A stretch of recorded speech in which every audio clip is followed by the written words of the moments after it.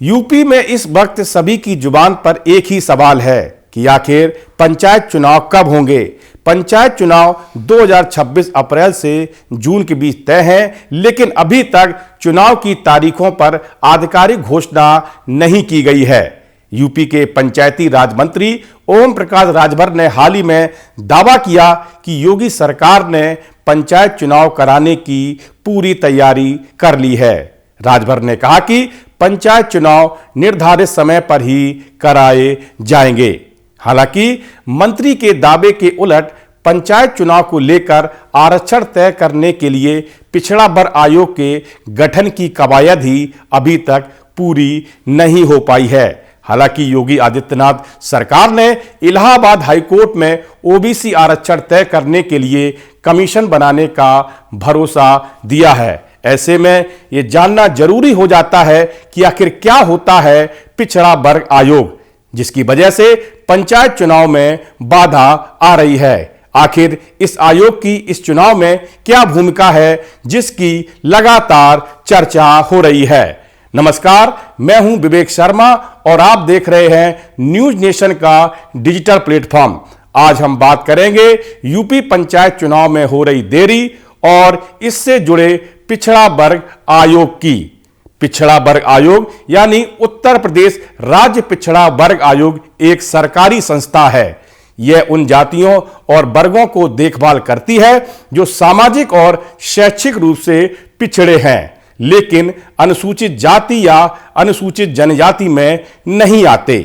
इन्हें अन्य पिछड़ा वर्ग या ओबीसी कहा जाता है। यह आयोग 1996 के कानून के तहत बनाया गया है। इसका मुख्य काम पिछड़े वर्गों की सूची बनाना, उनमें बदलाव सुझाना और आरक्षण से जुड़े मुद्दों पर सरकार को सलाह देना है। यह आयोग शिकायतें सुनता है, जैसे किसी जाति को पिछड़े में शामिल करने या हटाने की मांग। यह आरक्षण के फायदों की भी जांच करता है और सरकार को रिपोर्ट भी देता है।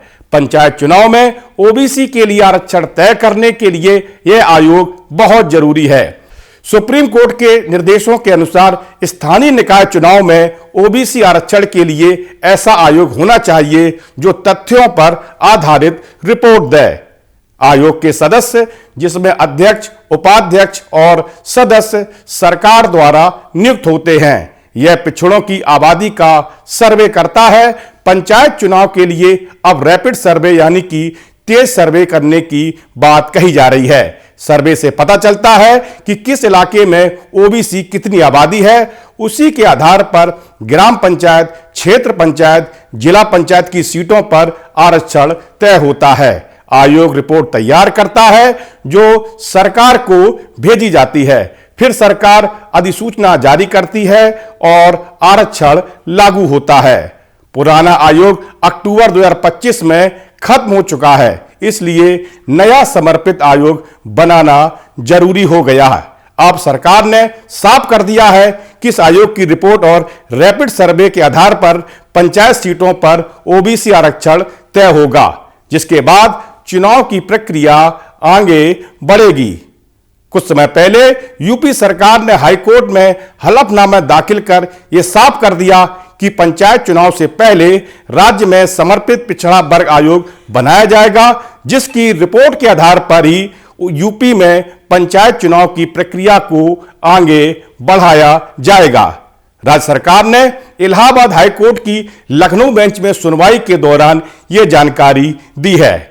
हाईकोर्ट में एक जनहित याचिका दाखिल कर यह मांग की गई थी, जिसमें यह कहा गया था कि प्रदेश में अन्य पिछड़ा वर्ग आयोग का कार्यकाल 5 महीने पहले ही पूरा हो चुका है। इसलिए सरकार को निर्देश दिया जाए कि इस आयोग का गठन किया जाए। सरकार ने पुराने आयोग का कार्यकाल अक्टूबर 2026 तक बढ़ा दिया है, लेकिन कानूनी रूप से यह समर्पित आयोग के तौर पर ओबीसी आरक्षण तय करने का अधिकार नहीं रखता।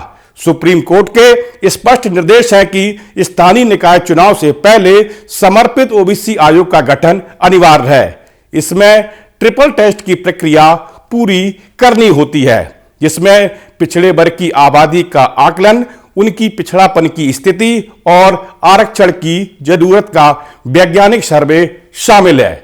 सरकार ने कोर्ट को बताया कि नया समर्पित आयोग बनाकर रैपिड सर्वे कराया जाएगा ताकि आरक्षण कानूनी रूप से मजबूत आधार पर तय हो सके। पंचायत चुनाव अप्रैल-जुलाई 2026 के बीच होने हैं।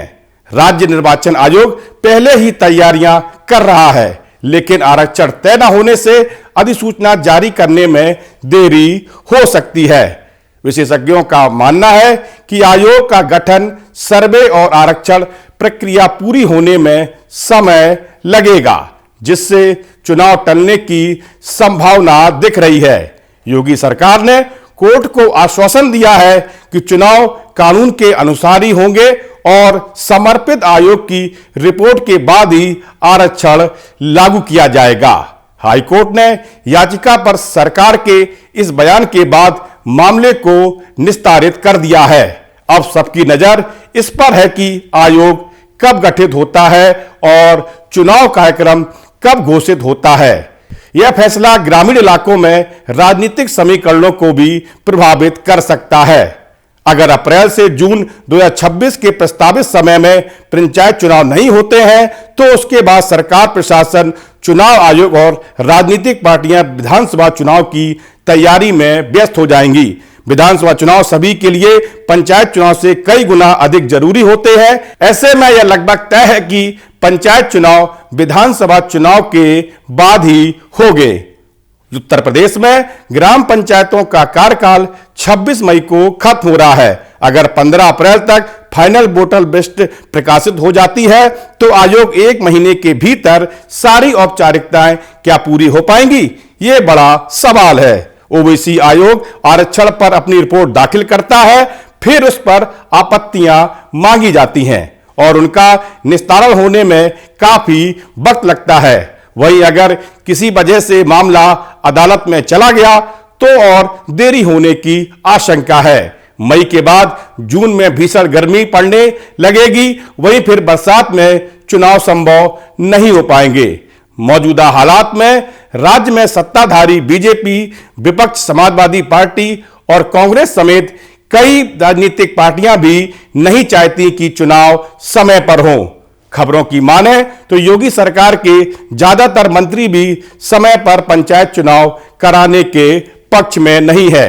उनका मानना है कि विधानसभा चुनाव से पहले पंचायत चुनाव कराने से गांव में राजनीतिक टकराव बढ़ेगा। सूत्रों के मुताबिक हाल के दिनों में पार्टी और सरकार दोनों में पंचायत चुनाव टालने पर सहमति बनी है। फिलहाल योगी आदित्यनाथ सरकार के अगले कदम पर सभी की निगाहें हैं। धन्यवाद। इस वीडियो में इतना ही। धन्यवाद।